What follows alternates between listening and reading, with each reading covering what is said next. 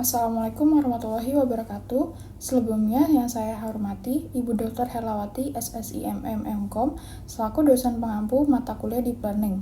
Perkenalkan, nama saya Najmi Salsabila dengan NPM 202210715290 ingin mempresentasikan penelitian saya yang berjudul Analisis Sentimen dan Clustering Ulasan Pengguna Shopee menggunakan Naive Bayes, Latent Direct Allocation atau LDA, dan Kamenz Clustering. Pada penelitian ini dilatar belakangi oleh banyaknya ulasan yang diberikan pengguna Shopee terhadap layanan yang mereka gunakan. Ulasan tersebut berisi opini, keluhan, maupun pengalaman pengguna. Namun, karena jumlahnya yang sangat besar, maka analisis secara manual menjadi tidak efektif. Oleh karena itu, diperlukan analisis sentimen dan clustering agar ulasan pengguna dapat dipahami secara otomatis dan terstruktur, sehingga pihak Shopee dapat mengetahui tingkat kepuasan pengguna serta permasalahan utama yang sering muncul. Dalam penelitian ini, kerangka yang digunakan adalah CRISP-DM, yang terdiri dari tahapan pertama merupakan business understanding, yaitu menentukan tujuan analisis untuk mengetahui sentimen, topik utamanya, dan pengelompok ulasan pengguna Shopee. Selanjutnya ada data understanding, melakukan eksplorasi dataset ulasan untuk memahami struktur, isi, dan karakteristik teks. Selanjutnya ada data preparation, membersihkan teks, menghapus noise, stop words, removal, membuat label sentimen. Selanjutnya modeling, membangun model, Naive Bayes untuk sentimen, LDA untuk topik, serta Kamenz untuk clustering. Selanjutnya ada evaluation, menilai kinerja model menggunakan akurasi dan confusion matrix, mengevaluasi interpretasi topik, serta kualitas cluster. Dan deployment, menerapkan hasil model ke aplikasi Streamlit dan analisis otomatis dan visualisasi interaktif. Pada tahapan yang pertama, business understanding, Shopee menerima banyak ulasan pengguna yang berisi opini tentang layanan mereka, namun jumlahnya terlalu besar untuk dianalisis secara manual. Dengan analisis sentimen dan clustering menggunakan Naive Bayes, LDA, dan Kamenz, ulasan dapat dipetakan menjadi sentimen dan topik tertentu. Pemahaman ini membantu Shopee melihat masalah utama, menilai kepuasan, dan meningkatkan kualitas layanan secara lebih tepat. Kemudian untuk tahapan selanjutnya dari CRISP-DM adalah data understanding. Dapat dilihat pada layar presentasi bahwa data yang digunakan adalah data sekunder yang saya ambil dari platform Kaggle yang berisi dari 1.840 ulasan pengguna Shopee. Pada tahap ini dilakukan eksplorasi data untuk memahami struktur, isi, dan karakteristik dari teks ulasan tersebut. Data preparation. Pada tahap ini dilakukan pembersihan data teks seperti menghapus noise dan stop words, serta menyiapkan data agar siap digunakan untuk pemodelan. Dapat dilihat bahwa pada skema pelabelan sentimen 3 kelas memiliki ketimpangan yang sangat jauh antara kelas positif negatif dengan kelas netral. Setelah data siap, proses dilanjutkan kepada tahapan modeling. Dari gambar flowchart yang ada dijelaskan bahwa tahapan awal atau mulai merupakan proses analisis dimulai dari pengumpulan data sampai mendapatkan hasil modeling. Selanjutnya input data ulasan. Shopee mengambil data ulasan pelanggan sebagai bahan analisis. Selanjutnya TF-IDF atau Count Factorizer. TF-IDF dipakai untuk analisis sentimen, sementara Count Factorizer dipakai untuk membentuk topik dengan LDA. Sentimen analisis Naive Bayes melatih model multinomial Naive Bayes untuk memprediksi sentimen positif, negatif, dan netral pada setiap ulasan. Selanjutnya, topik modeling atau LDA menentukan 5 topik utama dari ulasan dan menampilkan kata-kata yang paling dominan pada tiap topik. Selanjutnya, untuk clustering atau Kamenz mengelompokkan ulasan menjadi 4 cluster untuk melihat pola pengelompokan berdasarkan kemiripan isi ulasan. Selanjutnya, hasil modeling menghasilkan 3 output, label sentimen, 5 topik utama, dan pembagian ulasan berdasarkan cluster.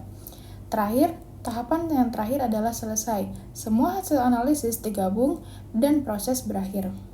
Dapat dilihat bahwa yang pertama, modeling sentimen menggunakan algoritma Naive Bayes. Selanjutnya, modeling topik menggunakan Latent Direct Allocation atau LDA. Selanjutnya, modeling dengan clustering menggunakan K-means clustering. Kemudian untuk tahapan selanjutnya adalah evaluasi. Model dievaluasi menggunakan confusion matrix untuk melihat prediksi benar dan salah. Hasilnya, 132 ulasan negatif diprediksi benar, 159 ulasan positif diprediksi benar, 46 ulasan negatif salah diprediksi positif, 31 ulasan positif salah diprediksi negatif. Secara umum, model bekerja cukup baik dalam membedakan sentimen positif dan negatif meskipun masih ada beberapa kesalahan prediksi. Model LDA menghasilkan 5 topik utama yang dibentuk dari 10 kata dominan pada setiap topik. Topik-topik tersebut mencerminkan pola pembahasan pengguna seperti kualitas dan pengalaman belanja, masalah login atau akun, pembayaran dan metode transaksi, ongkir, COD, dan biaya tambahan, dan pengiriman dan kurir. Model dinilai baik karena kata-kata dalam setiap topik memiliki keterkaitan, makna, dan mudah diinterpretasikan. Tahapan yang terakhir yaitu deployment. Pada tahap ini, hasil dari analisis sentimen, topik modeling, dan clustering diimplementasikan ke dalam sebuah aplikasi. Pada halaman utama, aplikasi menampilkan ringkasan data yang digunakan, yaitu jumlah ulasan serta model yang dipakai untuk analisis sentimen menggunakan Naive Bayes. Dari halaman ini, pengguna dapat melihat gambaran umum hasil analisis secara cepat. Kemudian, pada fitur uji prediksi manual, pengguna dapat memasukkan teks ulasan secara langsung. Sistem akan secara otomatis memprediksi sentimen dari ulasan tersebut dan menampilkan hasilnya dalam bentuk visualisasi, sehingga memudahkan pengujian secara interaktif. Selanjutnya, terdapat fitur word cloud sentiment. Word cloud ini menampilkan kata-kata yang paling sering muncul pada ulasan positif dan negatif. Berdasarkan hasil yang ditampilkan, kata seperti COD, Shopee, dan ongkir menjadi kata yang dominan, baik pada sentimen positif maupun yang negatif, yang menunjukkan topik tersebut sering dibahas oleh pengguna. Pada bagian topik modeling, menggunakan LDA, sistem menampilkan 5 topik utama yang terbentuk dari ulasan pengguna. Topik-topik tersebut mencerminkan pembahasan mengenai kualitas dan pengalaman belanja, masalah akun, pembayaran, ongkir, dan COD, serta pengiriman dan kurir. Terakhir, pada fitur K-means, ulasan dikelompokkan ke dalam beberapa klaster berdasarkan kemiripan hasil. Hasil clustering ini membantu dalam mengidentifikasi pola keluhan atau tema dominan yang muncul dari ulasan pengguna. Kemudian, kesimpulan.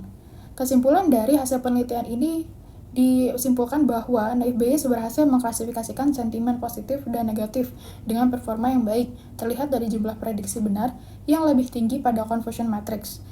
Linear Discriminant Latent Direct Allocation atau LDA membantu memisahkan fitur antar kelas sehingga meningkatkan kualitas klasifikasi serta menghasilkan 5 topik utama seperti kualitas belanja, akun, pembayaran, ongkir atau COD, dan pengiriman. Selanjutnya, K-means clustering efektif mengelompokkan ulasan berdasarkan kemiripan sehingga memudahkan identifikasi pola keluhan atau tema dominan. Kombinasi Naive Bayes, LDA, dan K-means memberikan gambaran komprehensif terkait persepsi pengguna dan implementasinya di Streamlit, mempercepat analisis serta visualisasi opini pengguna. Yang terakhir adalah saran. Di sini saya memiliki 3 saran. Yang pertama adalah aspek manajerial. Aspek manajerial itu berfokus pada peningkatan kualitas data dan infrastruktur pendukung analisis, menggunakan dataset yang lebih besar dan beragam dari berbagai platform agar hasil analisis lebih representatif, meningkatkan tahap reprocessing untuk menangani slang, emoticon, dan bahasa tidak baku sehingga kualitas data masuk lebih bersih dan akurat. Selanjutnya adalah aspek program. Aspek program ini berfokus pada pengembangan teknis sistem atau aplikasi mengembangkan dashboard atau sistem monitoring otomatis untuk analisis sentimen secara real time. Kemudian menambahkan metode reduksi dimensi seperti PCA atau TSNA sebagai pembandingan LDA untuk meningkatkan efisiensi pemrosesan data.